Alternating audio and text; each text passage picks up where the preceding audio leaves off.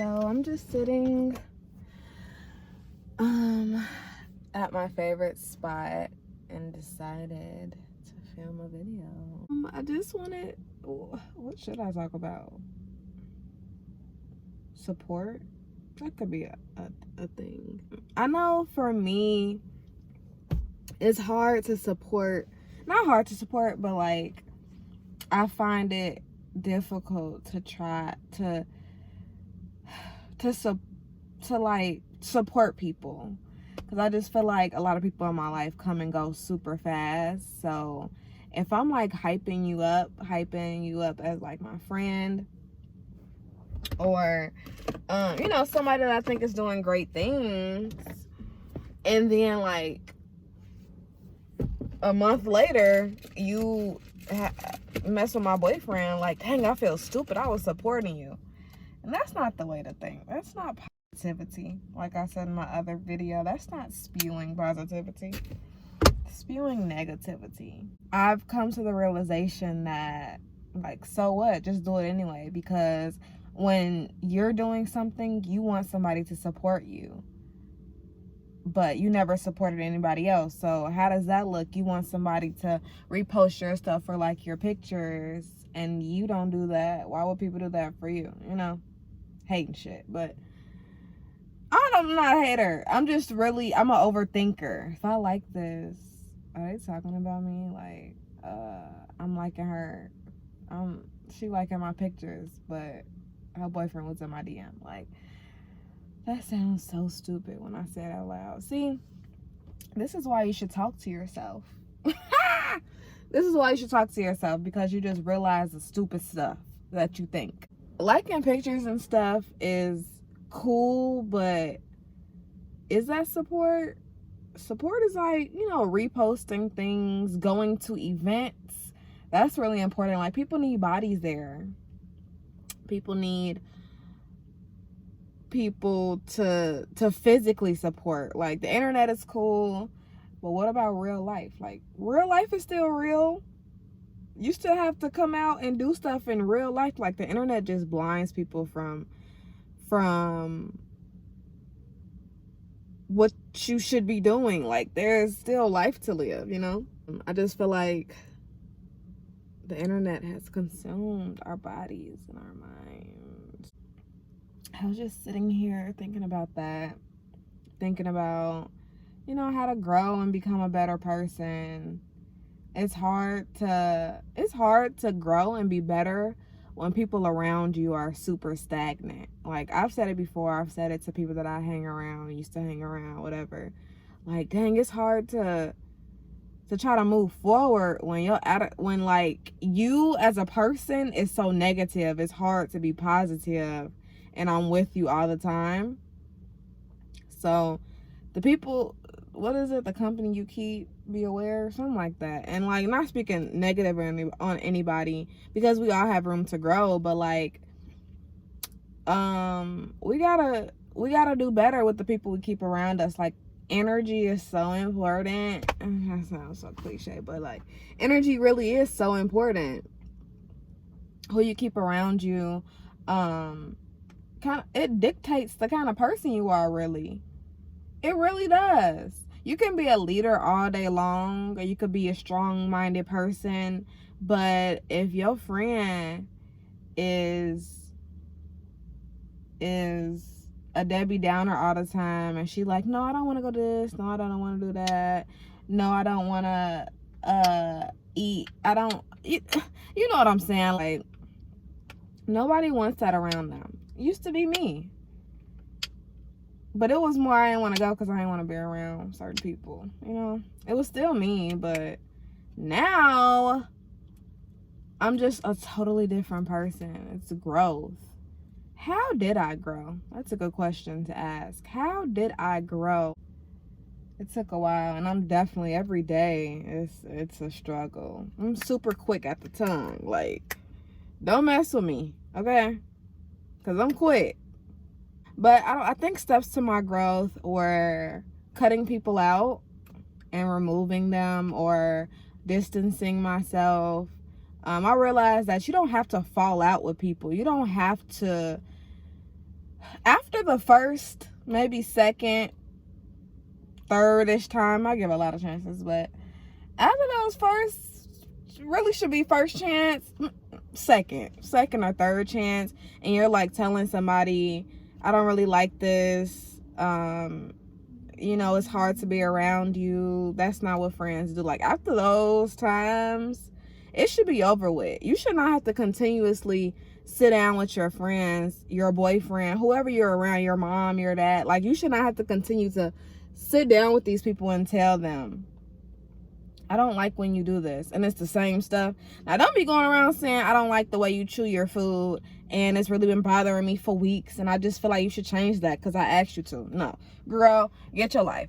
So we have cutting people out, distancing. Like, you don't have to cut them out. And that's what I kind of wish that I did better when I was younger. I'm like still young, but that's what I wish I did better when I was younger, is not cut people out. Like, look, we could just distance ourselves. Like, you did this to me, I did this to you, we went through this. I don't have to just cut you out immediately. Like, we could just be distant. We don't have to be besties.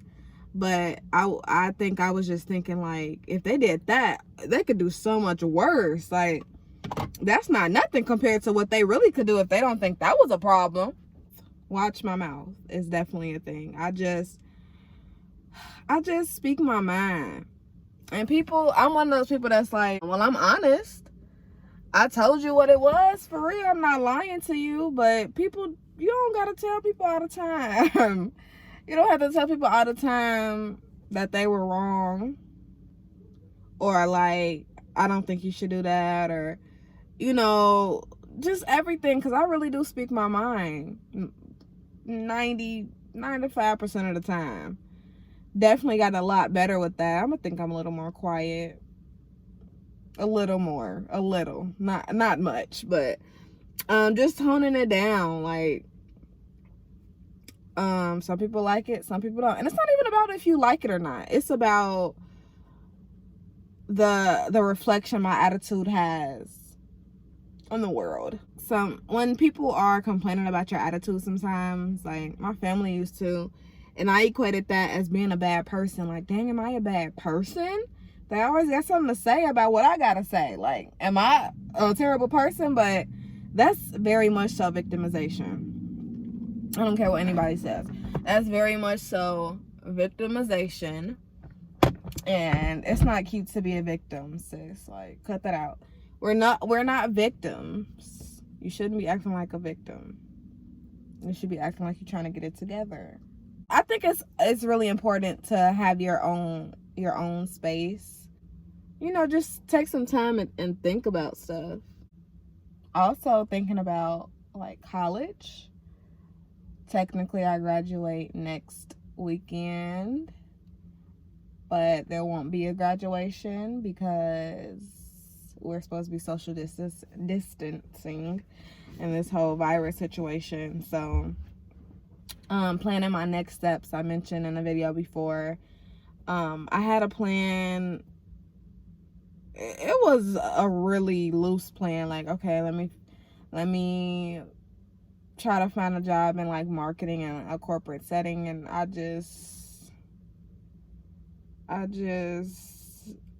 knew I didn't want to do that, but I really truly felt that was the only option. Like, nobody's gonna take care of me but me. It would be so much easier for somebody to, if I tell somebody, okay, I want to be famous, make me famous, and then they make you famous. That's easy. Like, you don't have to do no work but do what they telling you to do. But that's not how real life works. Like, it's so much hard work that goes into life. It's hard to start from scratch, but I'm literally excited for my next step. Like, I'm excited to start my life after college. I'm excited to, like, see myself in 5 years. That's a pretty short amount of time to see what happens, because I just truly feel like I was blessed with what's that called? I was blessed with perseverance and like a willingness to work hard for what I want to do. And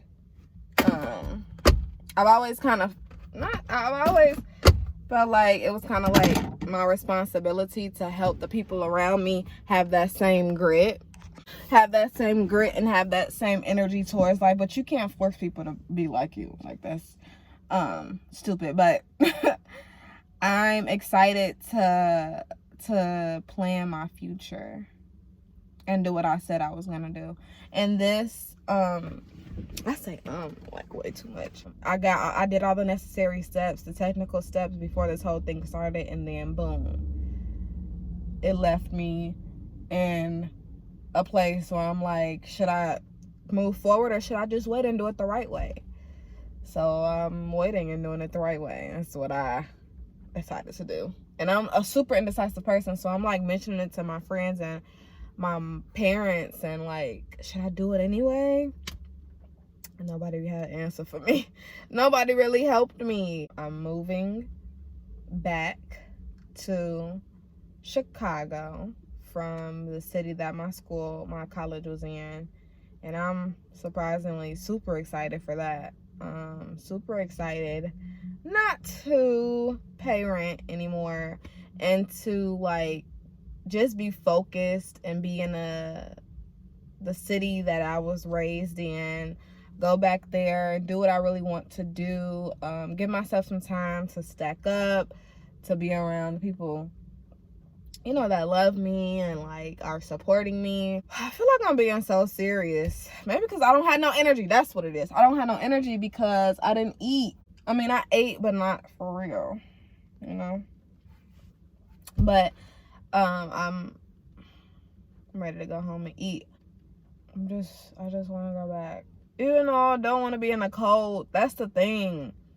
Summer, okay. But once it gets to like September, October-ish, the cold for a lot of people is a depressing. I don't like using that word because it's used so loosely. So we're going, when it gets to the cold, it gets to be such a lonely time, and like nobody wants to go outside in the snow when it's 20 degrees. Like, what? No, nobody wants to trek through that. And being in the South for 4 years, it got cold, of course, but none of the snow and none of the blizzards. Like, I'm not ready for that. I look so young. So young. Like, I'm like 45 and I look 12. But I look like a child.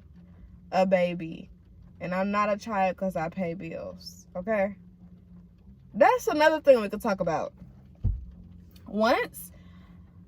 I feel like once you start paying bills, once you start paying your own bills, I truly felt like when I started paying my car note, insurance, rent, got a job that I had to allocate my money to, credit card, I am an adult.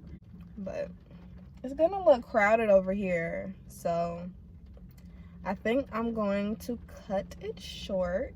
And it was nice just talking to you guys for a little bit. But thank you guys for watching. Make sure to like, comment, ding, subscribe, and I'll see you in my next video.